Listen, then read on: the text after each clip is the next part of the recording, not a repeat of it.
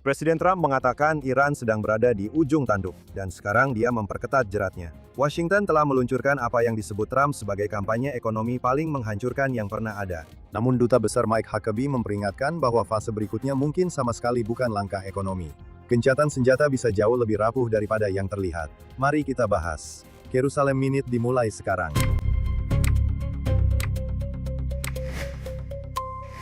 Selamat datang kembali di Jerusalem Minute di JNS TV. Alex, Presiden Trump mengumumkan D-Day ekonomi terhadap Iran. Presiden mengatakan, ini adalah operasi ekonomi paling menghancurkan yang pernah dilakukan terhadap negara manapun. Menteri Keuangan Besant mengatakan ini akan menjadi isolasi ekonomi terkoordinasi terbesar dalam sejarah dunia. Mari kita lihat cuplikan berikut ini.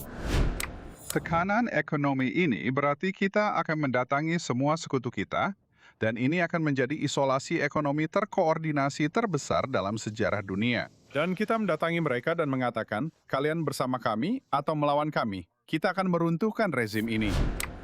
Menurut saya, poin terpenting di sini adalah Menteri Keuangan Besant mengatakan bahwa tujuan sanksi ini adalah untuk meruntuhkan rezim tersebut. Presiden Trump selama berbulan-bulan telah bersikap samar tentang apakah tujuan dari operasi militer apapun adalah untuk meruntuhkan rezim tersebut. Dia selalu mengatakan bahwa tujuan dari operasi militer adalah untuk memastikan bahwa Iran tidak pernah melewati ambang batas nuklir itu. Dengan bernegosiasi dengan rezim, yang sebenarnya Anda lakukan adalah memperkuat rezim yang masih berkuasa, bersama dengan pemimpin tertinggi yang baru, putra dari Ali Khamenei, yaitu Mojtaba Khomeini. Tidak ada yang tahu bagaimana kondisi kesehatannya, apakah dia mampu membuat keputusan.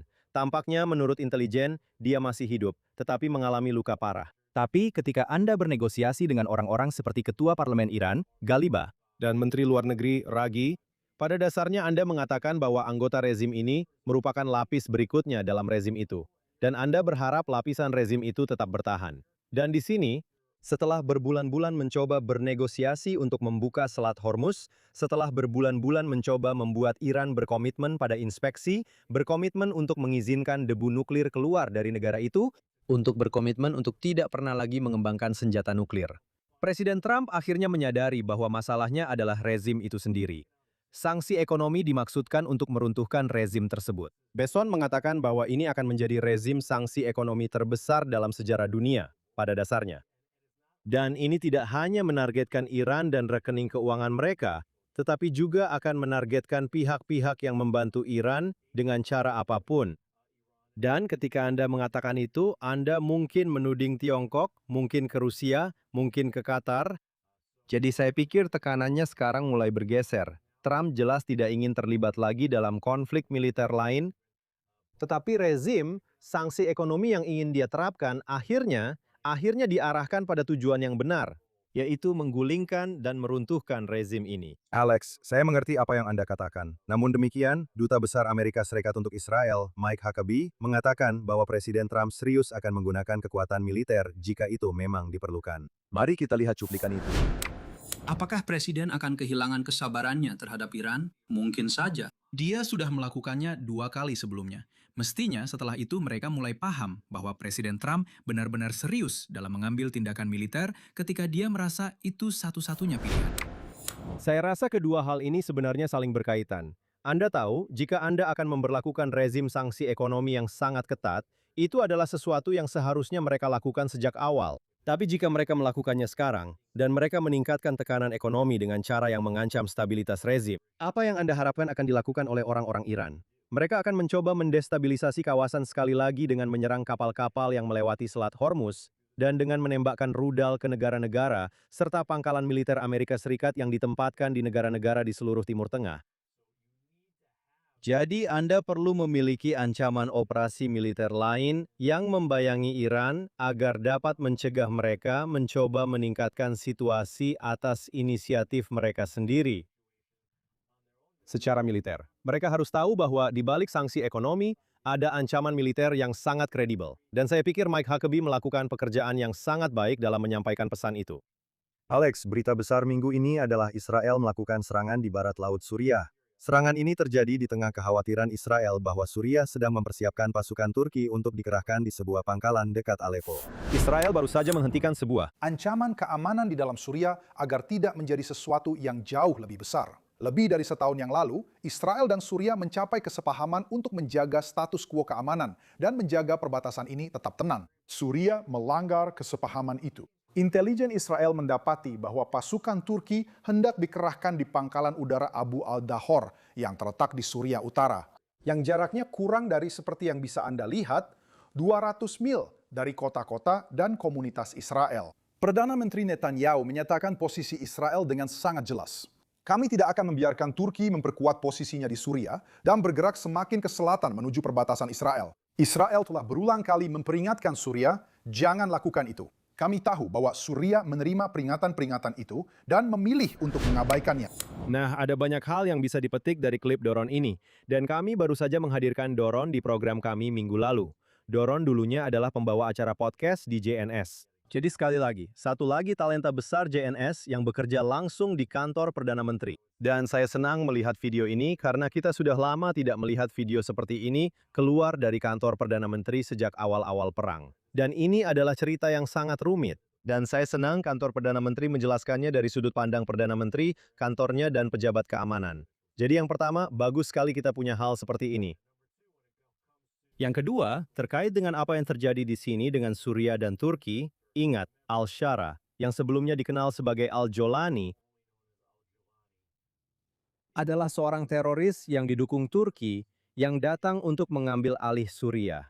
Dan pada dasarnya, menyingkirkan Bashar Assad, si jagal dari Damaskus, yang terus mempertahankan kekuasaan sejak Perang Saudara-Suriah. Dan yang terjadi adalah ketika Iran menjadi lemah dan tidak lagi bisa mendukung Assad, ketika Hizbullah dilemahkan oleh Israel, mereka tidak lagi bisa mendukung Assad, Turki mendorong Al-Shara untuk masuk dan mengambil alih negara itu.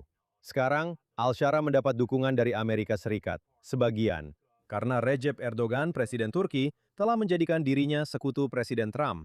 Dan Presiden Trump saat itu berada di Gedung Putih. Saya berada di ruang oval ketika Presiden Trump mengatakan kepada Perdana Menteri Netanyahu bahwa dia akan menjadi mediator antara Erdogan dan Netanyahu jika ada perselisihan di antara keduanya. Tapi di sini, yang terlihat di sini adalah dengan tidak adanya Iran, dengan runtuhnya bulan sabit Syiah yang sedang dibangun Iran, melalui Irak, melalui Suriah, melalui Lebanon, dan kemudian kembali memutar dari bawah melalui Yaman dan Gaza, semuanya dimaksudkan untuk mengepung Israel dan sekutu Amerika lainnya di wilayah tersebut.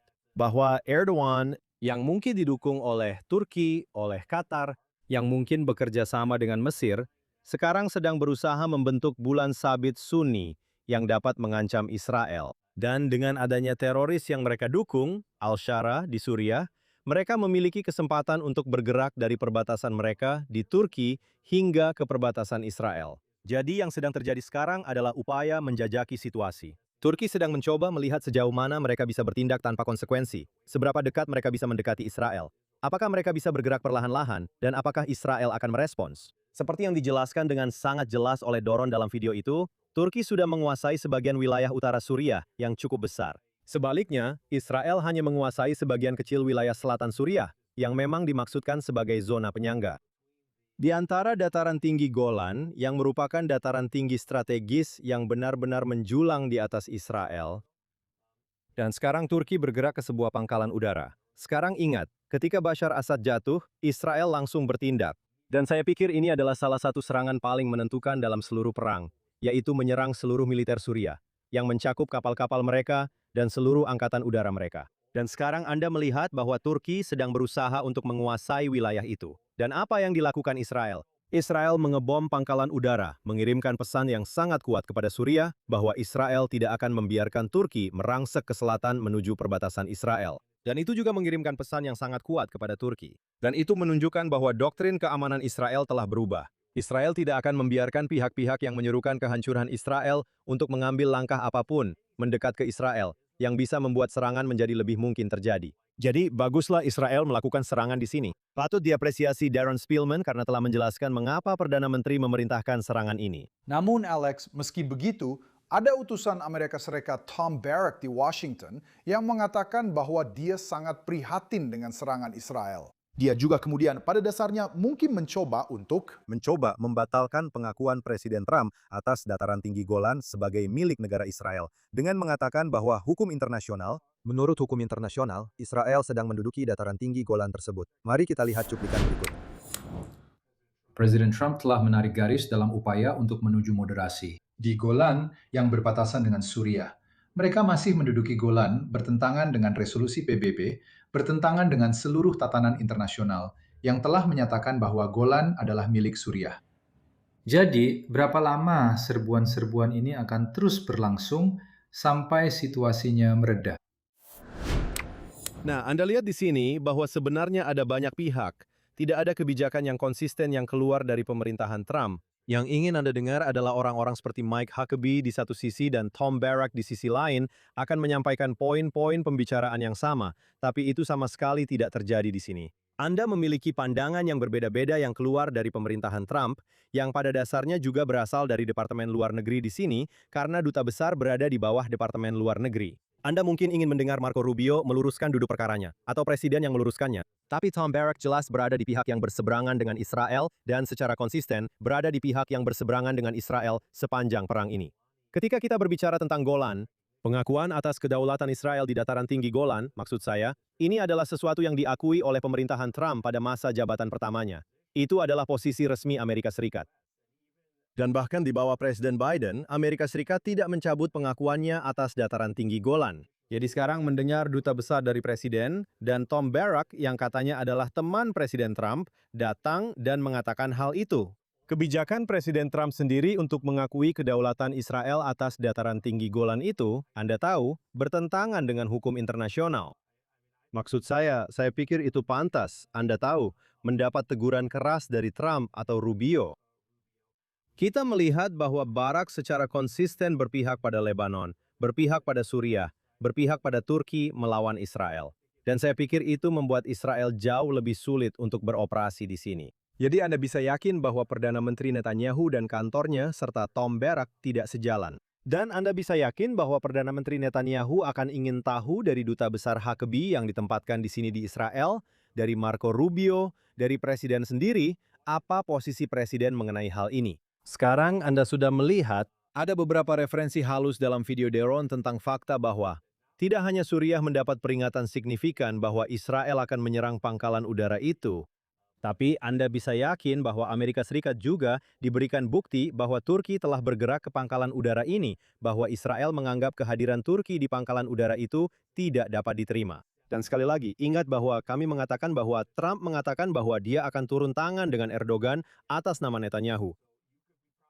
Jadi Anda mungkin bisa yakin bahwa Turki juga sudah tahu sebelumnya bahwa Israel tidak menerima pergerakan Turki di sekitar pangkalan udara ini. Jadi ini adalah pesan yang sangat kuat yang dikirimkan oleh Netanyahu. Jika Trump tidak mampu membuat Erdogan menarik pasukannya, Israel mengatakan bahwa mereka akan menyelesaikan tugas itu sendiri. Sebenarnya, saya hanya ingin menambahkan satu hal di sini. Ada serangkaian video yang beredar di media sosial dari Suriah yang menunjukkan pasukan Suriah minggu ini berbicara tentang bagaimana mereka akan maju menyerbu Yerusalem. Bagaimana keadaan militer Suriah saat ini di bawah Al-Shara?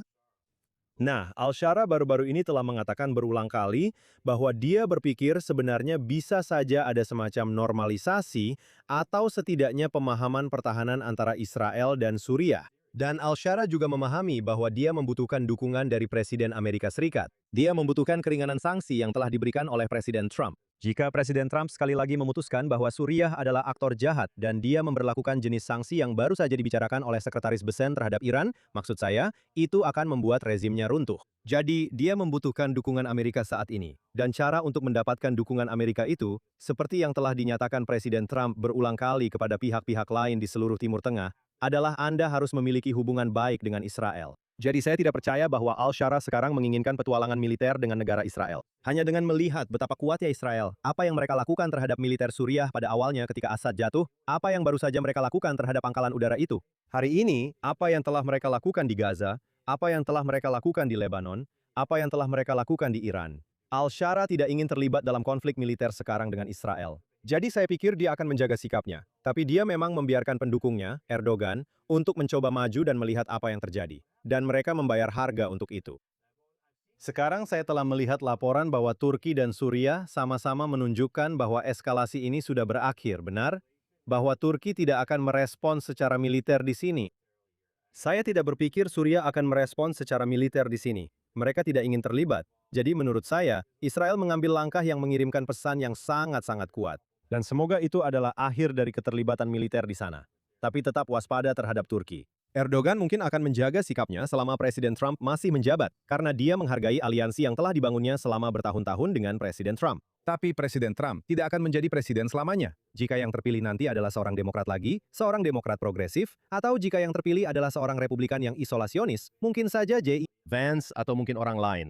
Di masa depan, sangat mungkin Turki di bawah Presiden Erdogan, atau jika Erdogan lengser, salah satu penggantinya, seperti Fidan yang saat ini menjabat sebagai Menteri Luar Negeri, yang diakini bahkan bisa lebih ekstrim dalam beberapa hal dibandingkan Erdogan, bahwa Turki dan Israel bisa saja berada di jalur tabrakan di masa depan. Jadi kita lanjutkan, tapi Alex, sekarang saya ingin mengalihkan perhatian kita ke Gaza.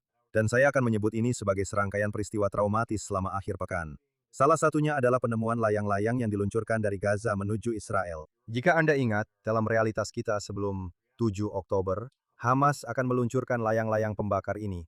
Layang-layang yang dipasangi bahan peledak ke komunitas-komunitas Israel. Dan mereka melakukannya pada dasarnya dengan bebas selama begitu lama. Salah satu simbol, menurut saya, dari masa setelah, atau lebih tepatnya, sebelum 7 Oktober. Menteri Pertahanan Katz memerintahkan respon tegas terhadap segala jenis layang-layang, balon pembakar atau drone yang mungkin diluncurkan oleh Hamas ke negara Israel. Benar. Sekarang, bayangkan sebuah layang-layang. Oke, anak-anak sedang menerbangkan layang-layang dan layang-layang itu terbawa angin melewati perbatasan. Anda tahu, Israel jelas waspada terhadap apapun. Layang-layang pembakar yang dikirimkan warga Gaza, Hamas kirimkan melewati perbatasan. Mereka memasang alat ledak pada layang-layang itu. Dan tujuan dari itu adalah untuk menyebabkan kebakaran di ladang pertanian di kawasan sekitar Gaza. Dan itu adalah daerah yang sangat subur. Ada banyak selada, tomat, segala macam sayuran yang ditanam di daerah yang sangat subur ini di sisi perbatasan Israel. Dan yang mereka lakukan adalah memicu kebakaran semak pada dasarnya. Jadi ini adalah terorisme ekonomi dan lingkungan. Dan belum jelas apakah layang-layang yang dikirim melintasi perbatasan ini, Anda tahu, memiliki alat peledak atau alat pembakar seperti itu di atasnya. Tapi Anda tahu, Israel harus merespons setiap ancaman. Dan ketika Anda melihat bahwa Hamas mengirimkan layang-layang dan balon, yang mereka lakukan adalah menguji respons Israel. Dan itu menunjukkan bahwa Hamas tidak mundur. Hamas tidak menyerah. Hamas terus menjadi agresor dan musuh bagi negara Israel. Jadi saya pikir Israel harus tetap waspada. Dan bagus bagi para pejabat Israel untuk mengatakan bahwa Israel akan memberikan respons tegas kapanpun mereka melihat sesuatu, pergerakan apapun, baik itu sesuatu yang tampak tidak berbahaya seperti balon atau layang-layang, atau sesuatu yang tampak lebih serius seperti drone, atau pergerakan apapun menuju tentara Israel atau perbatasan Israel. Israel sekali lagi harus menegaskan dirinya sebagai kekuatan militer yang tegas dan tidak akan mentolerir perilaku buruk apapun, tidak peduli seberapa serius kelihatannya. Alex tetap membahas Hamas dan Gaza, ada juga Amerika Serikat. Utusan khusus Jared Kushner minggu ini bertemu dengan pejabat senior Hamas di Kairo, membahas potensi demilitarisasi Hamas. Dia mengatakan bahwa jika Hamas tidak mematuhi, Amerika Serikat tidak akan membatasi Israel untuk membalas. Mari kita lihat cuplikan itu terlebih dahulu. Kami sangat berkomitmen untuk menjalankan rencana untuk membangun kembali Gaza, tetapi kami tidak akan mengizinkan Gaza dibangun kembali sampai proses demilitarisasi terjadi. Tidak ada yang ingin menginvestasikan lebih banyak uang ke tempat seperti itu setelah semua ini berlangsung begitu lama, jika hanya akan diambil alih oleh teroris atau dihancurkan lagi. Kami juga tidak akan membatasi hak Israel untuk membela diri jika ada ancaman yang akan segera terjadi. Jadi kami harus memperjelas apa maksud dari hal itu. Kita bisa melihat kemajuan Anda tahu dalam waktu sesingkat 30 hari. Mudah-mudahan mulai mengeluarkan beberapa senjata dan mudah-mudahan juga menutup beberapa terowongan dalam 60 hingga 90 hari ke depan. Apa yang Anda lihat di sini dari wawancara Jared Kushner adalah bahwa dia benar-benar sedang menjernihkan suasana dan membuatnya sangat jelas bahwa dia sejalan dengan posisi Perdana Menteri Netanyahu. Anda tahu, Kushner dan timnya mengajukan rencana 15 poin ini yang merupakan modifikasi dari rencana 20 poin yang asli. Rencana itu membahas tentang demilitarisasi yang lebih lunak. Perdana Menteri Netanyahu sangat-sangat tegas bahwa Israel sepenuhnya menolak proposal 15 poin ini. Karena demilitarisasi Hamas dan deradikalisasi Gaza adalah termasuk syarat-syarat awal dalam rencana gencatan senjata 20 poin yang asli yang ditandatangani Israel dengan pengembalian para sandera. Jadi Kushner di sini menegaskan dengan sangat jelas bahwa tidak akan ada uang yang masuk untuk membangun kembali jalur Gaza sampai Hamas didemilitarisasi. Sekarang menurut saya itu terlalu berandai-andai dari pihaknya untuk menyarankan bahwa dalam waktu 30 hari, Anda akan melihat tingkat tertentu dari demilitarisasi. Sekarang mungkin Anda akan melihat sesuatu, bukan? Hamas akan berkata, "Hei, lihat, kami menemukan beberapa RPG dan kami akan menyerahkan beberapa di antaranya kepada kalian." Nah, Anda tahu itu berapa persen dari total RPG? Anda tahu berapa persen dari senjata-senjata itu? Perdana Menteri Netanyahu sudah menegaskan bahwa bukan hanya senjata berat saja, seperti RPG. Itu juga harus termasuk senjata ringan, seperti senapan mesin, semuanya. Semuanya harus diserahkan. Itu harus dikeluarkan dari Gaza. Dan harus ada sistem checks and balances, termasuk kemungkinan penerapan pasukan stabilisasi internasional untuk menjamin bahwa Hamas tidak memiliki senjata apapun. Sekarang, kami juga mendengar laporan minggu ini bahwa Israel menolak pembentukan awal pasukan stabilisasi internasional yang diusulkan untuk masuk ke Gaza. Dan kita harus bertanya, kenapa? Siapa saja negara-negara yang terlibat di sana? Apakah itu Turki? Apakah itu Qatar yang mengatakan, "Hei, kami akan menjadi penjamin"? Maksud saya, kalau itu Turki, kita baru saja membahas soal Suriah. Bagaimana Israel sama sekali tidak percaya pada Turki. Dan jelas mereka juga ingin punya pijakan di Gaza. Itu adalah sesuatu yang sama sekali tidak akan diterima oleh Israel. Jadi pertanyaannya, siapa saja yang ada di pasukan stabilisasi internasional? Ada berapa orang di sana? Apa mandat mereka? Dan siapa yang benar-benar bisa menjamin dengan aman bahwa Hamas menyerahkan senjata mereka, bahwa Gaza akan didemilitarisasi? Jadi jelas, utusan tersebut kemudian bertemu dengan Perdana Menteri Netanyahu, tapi dari yang saya dengar, ada banyak kritik yang ditujukan kepada Amerika Serikat, kepada Kushner dan timnya, karena bahkan mau duduk bersama Hamas. Apa pendapat Anda tentang hal itu? Ya, benar, ada kritik di sini, bahwa Anda pada dasarnya sedang bernegosiasi dengan teroris. Sekarang, Amerika Serikat dan Israel sayangnya telah bernegosiasi dengan teroris selama sekitar setahun terakhir ini. Anda telah merundingkan gencatan senjata di Gaza melalui perantara Qatar. Anda pada dasarnya sedang bernegosiasi dengan Hamas di Lebanon. Anda sedang bernegosiasi, pada dasarnya, dengan pemerintah Lebanon untuk gencatan senjata, meskipun ketika Anda berbicara tentang gencatan senjata, Anda sebenarnya sedang berbicara tentang gencatan senjata dengan Hizbullah. Jadi telah ada negosiasi dengan teroris, dan Amerika Serikat telah bernegosiasi dengan rezim Iran. Jadi itulah strategi Amerika Serikat untuk duduk bersama orang-orang ini. Sekarang Kushner membela apa yang dia lakukan, dan dia berkata, Anda tahu, Anda harus berbicara dengan mereka, dan memberitahu mereka apa rencananya. Sekarang, jika dia memberitahu mereka bahwa tidak akan ada satu sen pun yang masuk untuk membangun kembali Gaza, sampai mereka melakukan demilitarisasi. Jadi sekarang Hamas harus bertanya pada dirinya sendiri, berapa lama kami bisa menjalankan jalur Gaza tanpa ada uang yang masuk ke tempat ini? Dan pada saat yang sama, dia mengatakan bahwa Amerika Serikat tidak akan menahan Israel jika mereka masuk. Sekarang ini, kamu tahu, semacam tarik ulur karena meskipun Amerika Serikat mungkin mengatakan dengan sangat jelas, kami tidak akan menahan Israel. Israel dalam beberapa hal memang tertahan untuk masuk ke Gaza, hanya karena semua tekanan internasional yang akan dihadapi Israel jika mereka memutuskan untuk kembali masuk secara militer ke Gaza. Saya rasa Israel nyaman dengan status quo saat ini, meskipun Hamas memegang senjata yang sebenarnya tidak langsung mengancam warga sipil Israel yang berada di sisi lain perbatasan. Karena ada zona penyangga yang sangat luas, dengan Israel menguasai lebih dari 50% wilayah Gaza, mulai dari garis kuning itu sampai ke wilayah Israel sendiri. Tapi, tidak akan ada uang yang mengalir ke jalur Gaza, dan Israel sangat menegaskan bahwa uang tidak akan masuk sampai Hamas mundur, sampai ada otoritas pemerintahan lain, sampai Hamas tidak lagi menjadi ancaman karena mereka tidak memiliki senjata di sana. Sekarang, ada satu hal lagi yang sangat ditegaskan oleh kantor Perdana Menteri. Dan Anda tahu, saya berbicara dengan pejabat senior di kantor Perdana Menteri, dan mereka mengatakan kepada saya bahwa Perdana Menteri mengatakan kepada Jared Kushner dengan sangat tegas bahwa tidak akan ada pergerakan dari pihak Israel menuju pembentukan negara Palestina. Bukan pembentukan negara Palestina di Gaza, bukan pembentukan negara Palestina di Yudea dan Samaria.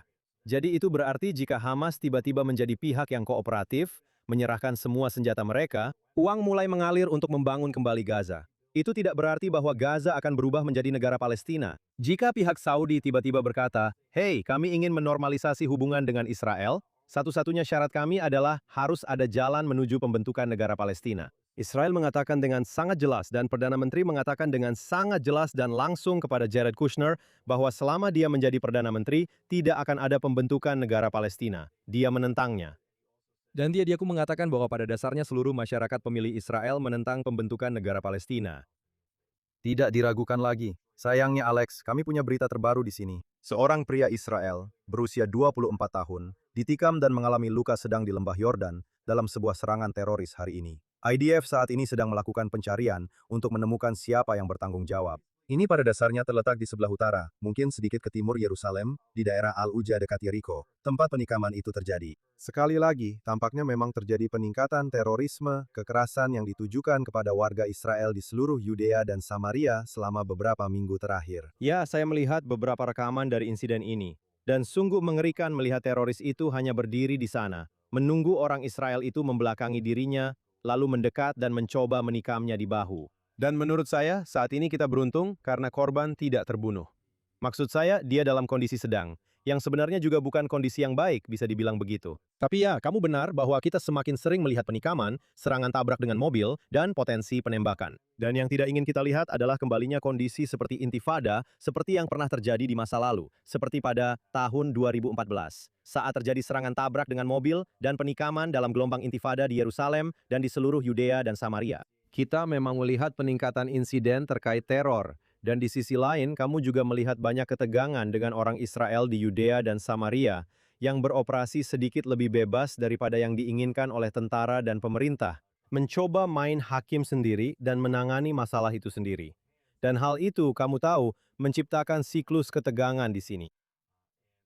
Dan pada akhirnya akan menjadi tanggung jawab tentara Israel untuk menindak tegas baik sarang teroris di dalam Yudea Samaria, dan juga berupaya mendorong para pemimpin komunitas Yahudi yang sebenarnya tidak punya banyak kendali atas sedikit anarki ini yang disebut sebagai Hilltop Youth, untuk mengendalikan mereka agar tentara bisa menjalankan tugasnya dan menurunkan tekanan tersebut. Dan jika Anda tidak melihat tekanan itu menurun, yang bisa Anda lihat adalah kekerasan yang semakin meningkat, dan kemudian kemungkinan perlunya operasi besar-besaran Israel di seluruh Yudea dan Samaria.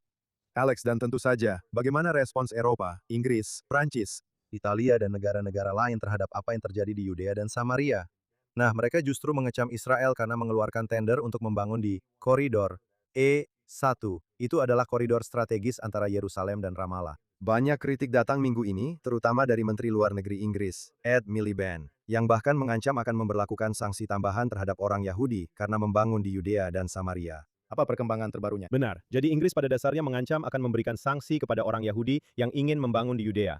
Maksud saya, E1 itu berada di perbukitan Yudea. Itu adalah perbatasan utara Yudea. Jadi Inggris yang dulu memiliki mandat untuk membentuk negara Yahudi di seluruh tanah itu, yang mencakup seluruh wilayah Israel, seluruh Yudea dan Samaria, bahkan seluruh Yordania juga, lalu melanggar mandatnya sendiri, memberikan 75% dari tanah itu kepada Yordania. Dan kemudian, bahkan ketika Israel mendeklarasikan kedaulatannya, Inggris tidak mengakui kedaulatan Israel saat Perang Kemerdekaan tahun 1948.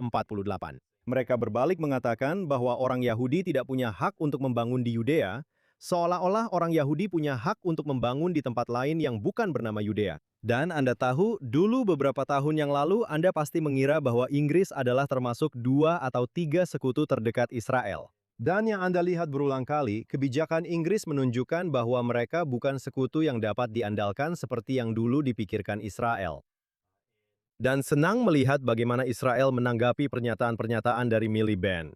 Ya, benar sekali. Menteri Luar Negeri Gideon Sa'ar mengatakan bahwa bangsa Yahudi memiliki hak untuk tinggal di seluruh tanah Israel. Rencana S1, omong-omong, disetujui oleh Yitzhak Rabin. Jadi itu bukan semacam pemerintahan sayap kanan. Kita sedang membicarakan sekitar 30 tahun yang lalu ketika persetujuan pertama kali diperkenalkan terkait pembangunan di E1.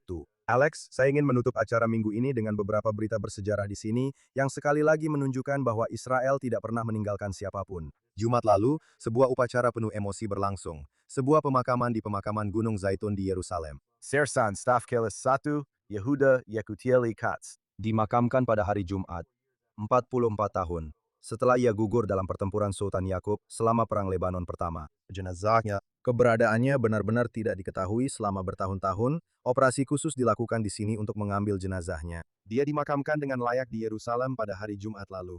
Sangat mengharukan. Ini adalah bukti bahwa Israel tidak meninggalkan tentaranya. Akan sangat mudah bagi Israel untuk membiarkan tulang-tulang itu tetap di tempatnya.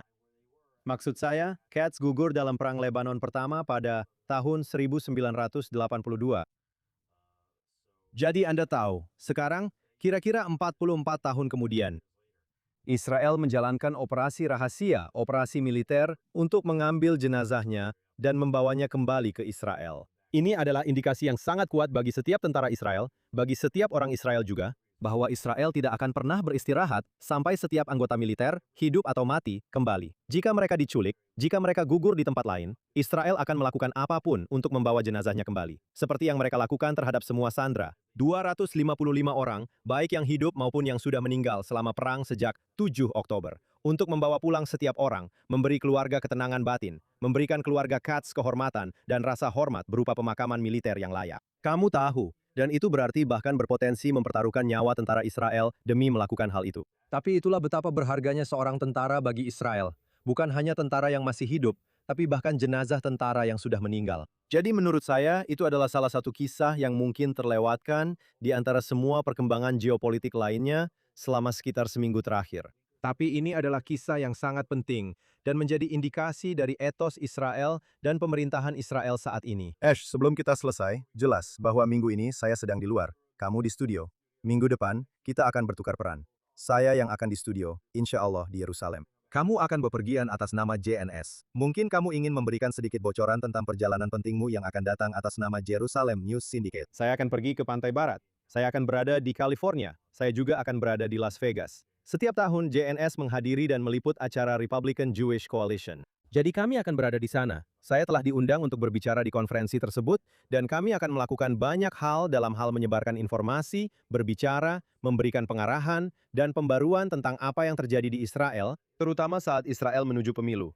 Anda tahu, banyak orang yang fokus pada pemilu paruh waktu di Amerika Serikat dan juga pemilihan pendahuluan di Amerika Serikat selama beberapa minggu terakhir memiliki dampak besar bagi komunitas Yahudi di seluruh Amerika Serikat, serta dampaknya bagi Israel. Tapi Anda juga punya pemilu besar di Israel yang akan datang, dan orang-orang ingin memahami apa yang sedang terjadi. Seberapa besar peluang Perdana Menteri Netanyahu untuk membentuk pemerintahan baru? Seperti apa pemerintahan baru itu nantinya? Siapa yang bisa menjadi Perdana Menteri jika Netanyahu tidak bisa membentuk koalisi setelah pemilu? Dan tentu saja, kami akan meminta dukungan untuk semakin berkembangnya kegiatan JNS. Anda mungkin telah memperhatikan dalam beberapa minggu terakhir, Israel, atau lebih tepatnya JNS, telah meluncurkan tiker berita terbaru di situs web kami, jns.org. JNS sedang bersiap dalam 2 minggu ke depan untuk pertama kalinya meluncurkan biro berbahasa Ibrani, versi bahasa Ibrani dari jns.org, yang Anda tahu merupakan tonggak besar bagi JNS. Kami sudah punya versi Spanyol, kami punya video, kami punya berita Amerika Serikat, kami punya berita Israel, dan masih banyak perkembangan lain yang sedang dipersiapkan. Jadi kami akan bertemu dengan beberapa donatur kami saat ini, dan juga beberapa calon donatur kami. Dan jika orang-orang di rumah ingin mendukung apa yang kami lakukan, mereka sebaiknya klik Super Thanks di video ini di YouTube, atau kunjungi jns.org, lalu berikan donasi. Dan kami menerima donasi dalam jumlah berapapun, mulai dari $18 hingga $100, bahkan lebih. Dan kami memiliki donatur yang mendukung apa yang kami lakukan dengan donasi bernilai puluhan hingga ratusan ribu dolar, bahkan lebih. Jadi jika orang-orang punya kemampuan finansial, jika mereka ingin melihat JNS menjangkau lebih banyak orang dan berkembang, serta menjadi media besar yang bisa bersaing dengan media seperti New York Times, atau BBC, atau AP, Reuters, atau Al Jazeera. Jika mereka ingin melihat orang Yahudi dan negara Israel memiliki organisasi media seperti itu, pasti ada cara untuk memberikan donasi yang berarti, yang akan membantu organisasi ini berkembang dan menghadapi tantangan di medan pertempuran informasi. Kedengarannya bagus. Semoga perjalananmu sukses. Dan saya menantikan untuk kembali ke Yerusalem untuk acara minggu depan. Dan kamu juga akan bepergian, jadi kita akan bertemu di perjalanan. Terima kasih kepada tim produksi kami, semua orang di balik layar di sini, Yuri Sretsky, manajer stasiun, produser kami Zach Sikerman, dan semua orang lainnya di JNS TV. Seperti yang dikatakan Alex, pastikan Anda memberikan kami super thanks, berlangganan, dan kunjungi jns.org untuk berita terbaru dari Israel, Timur Tengah, dan seluruh dunia Yahudi. Sampai jumpa minggu depan di sini di Jerusalem Minute di JNS TV.